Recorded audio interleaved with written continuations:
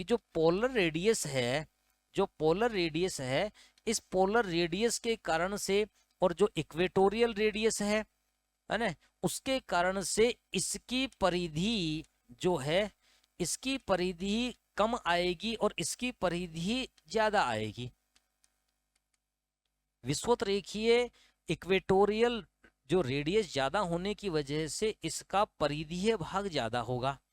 तो वो तो विषुवत रेखा की लंबाई आपने मेंशन की है ना, कितनी 40,000 कितनी लिखी थी आपने, 40,075 किलोमीटर की आपने उसकी लंबाई लिखी।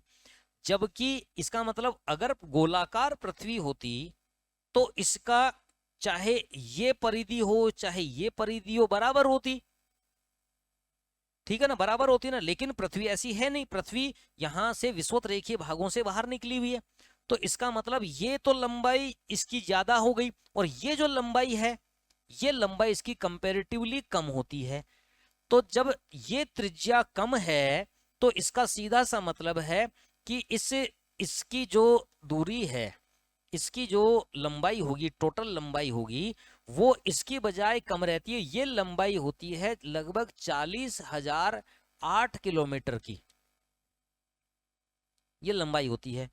तो इक्वेटोरियल रेडियस जिसे आप क्या कह रहे हैं विजय, इक्वेटोरियल रेडियस को क्या बोल रहे हैं, है ना, उसको विषुवत रेखा, भूमध्य रेखा, ठीक है ना, वो भूमध्य रेखा।